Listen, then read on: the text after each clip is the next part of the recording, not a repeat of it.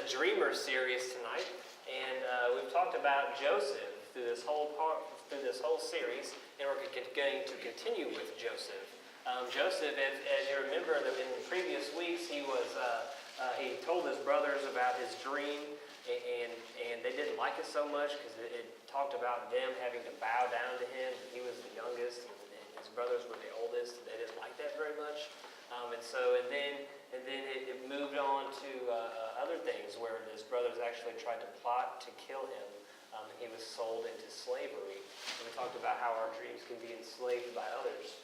This week we're going to talk about what dreams may come, and we're going to look at the part of the story that begins in Genesis 41, verses 25 through 41. Hear now the reading of God's holy word. Then Joseph said to Pharaoh, Pharaoh's dreams are one and the same. God has revealed to Pharaoh what he is about to do. The 7 good cows are 7 years, and the 7 good ears are 7 years. The dreams are one.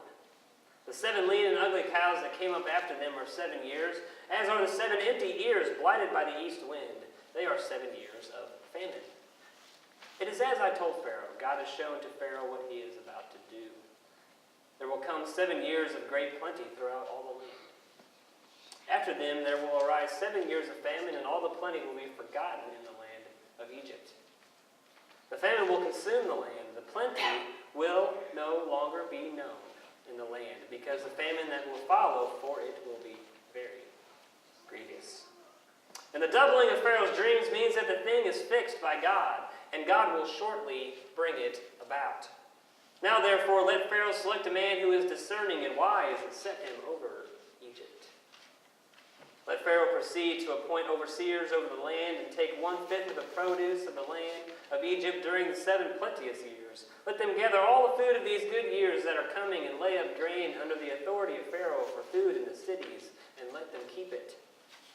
That food shall be a reserve for the land against the 7 years of famine that are to befall the land of Egypt, so that the land may not perish through the famine.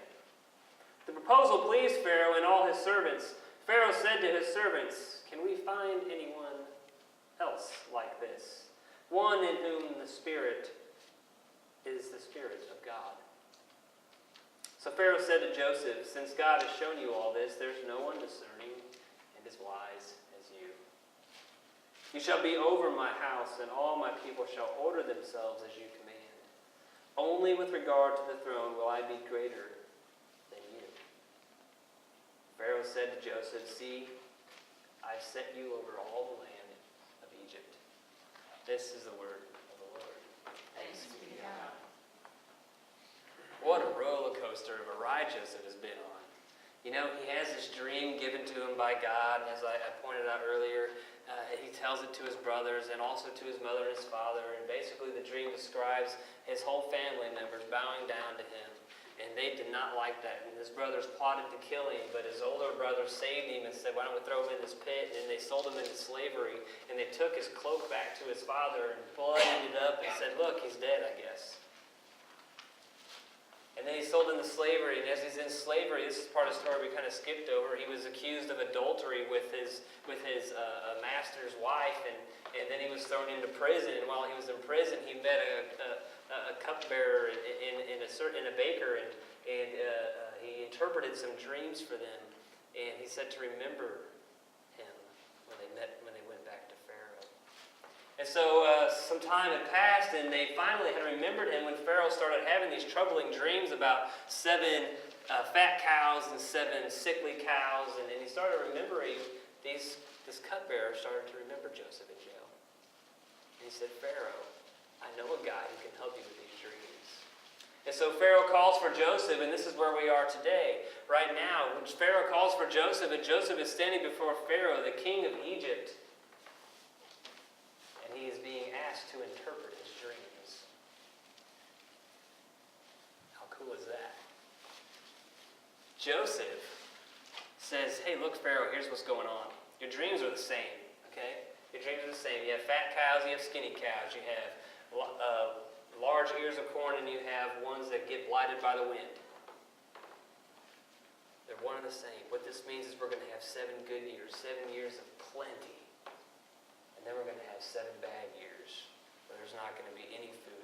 crops will grow, and it's going to be tough for anyone to eat.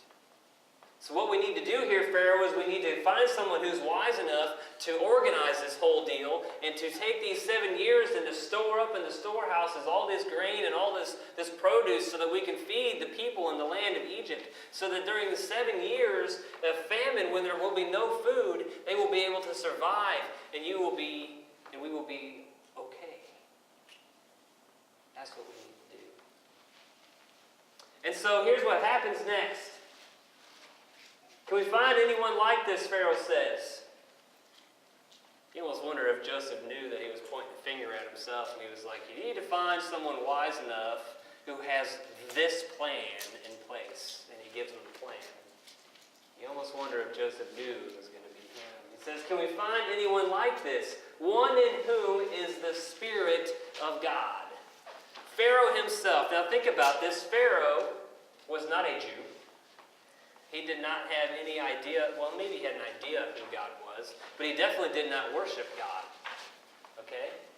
They worshipped a god named Ra, who is the sun god. But here's God giving him a dream so that Joseph can interpret it for him, to position Joseph to be in charge of the whole land of Egypt. And Joseph also gets to witness to him about who God is. Gets to witness to him about who God is because through God's Spirit, Joseph is given a gift of interpreting dreams. And so God's Spirit is residing on Joseph. We know this because it says this right here, one in whom the Spirit of God is. And so Pharaoh said to Joseph, since God has shown you all this, there's no one so discerning and as wise as you. Now, isn't that something we want everyone to tell us? There's no one so discerning and as wise as you. We all want to hear that in our lives. But for Joseph, when you think about where he came from telling his brothers, to his brothers plotting to kill him, to being sold into slavery, to having to work in slavery, to having to go back even further from slavery into prison, and then to be exalted from prison into Pharaoh's court, and then be second in command of all of Egypt. Talk about a struggle. Talk about never giving up on a dream. I don't know about you, but I probably would have questioned my dream as soon as my brothers threw me in a pit. Well, this obviously isn't going to come true because I'm going to die in here. Gave up. Never gave up. From being thrown into a pit, to sold into slavery, to thrown into prison, he never gave up on his dream, and he trusted in God to see his dream through. Trusted in God to see his dream through. There's been so many times within my own personal life where I felt like I've been thrown in a pit, where I feel like I've been sold out, where I feel like I've been thrown into prison and shackled and chained against trying to achieve my dreams and trying to achieve the dreams that God has given me. I feel like that sometimes, and I have felt like that sometimes. But if there's anything that I've learned, not only from Joseph, but from the God that I serve, that if when I give up on the dreams that he gives me, it does no one any good. It does no one any good. All it does is hurt me and potentially all the people that could have benefited from me following my dream. From me following my dream.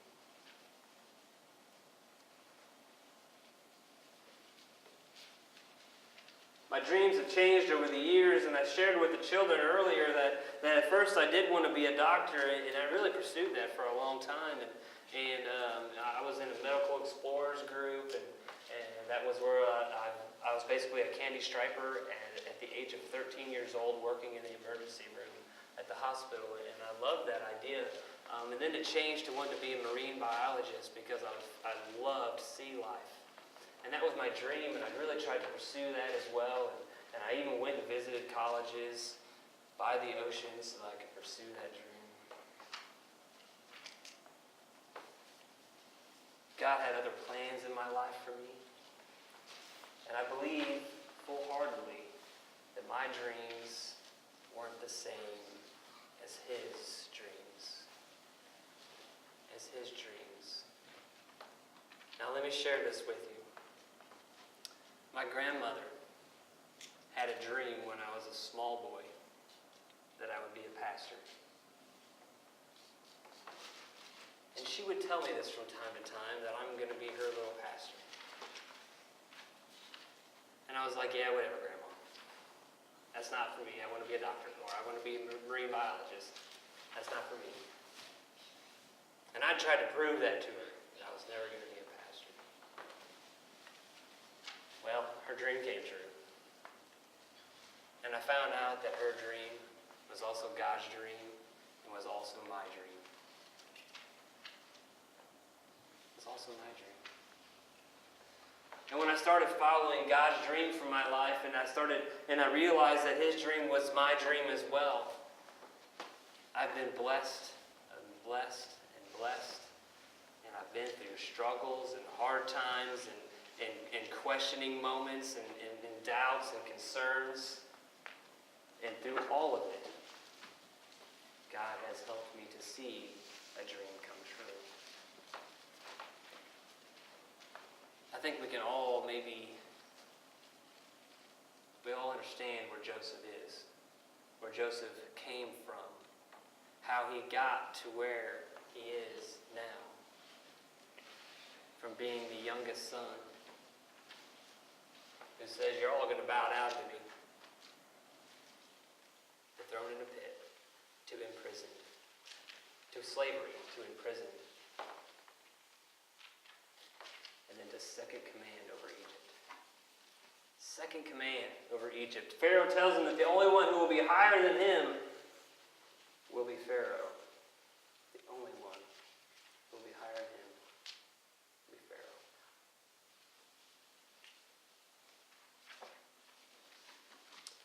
So I ask you the same thing that Pharaoh asked Joseph.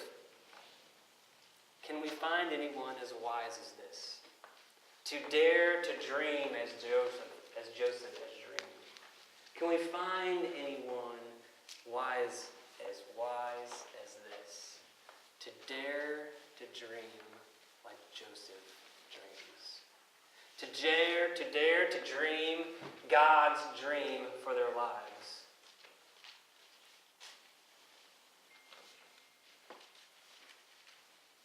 It may not be an easy dream to follow. Maybe it will be.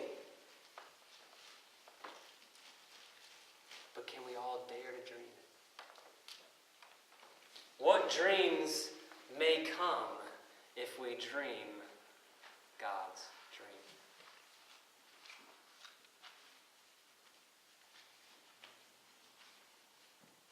I think there's lots of possibilities. That if we begin to dream God's dream, amazing things will happen. So let's dream together. Can we do that? Can we dream together tonight? Can we dream? Can we ask God to show us his dream for our lives and to make sure that his dream aligns up with what our dreams are? And then we pursue the dreams that he gives us? Can we follow them boldly like Joseph did through pain and through suffering, and then through also being exalted up when we realize that our dreams are coming true? Can we continue on the path that he shows us in humility and in humbleness and in self-control? Can we do those things? Yes, I believe we can.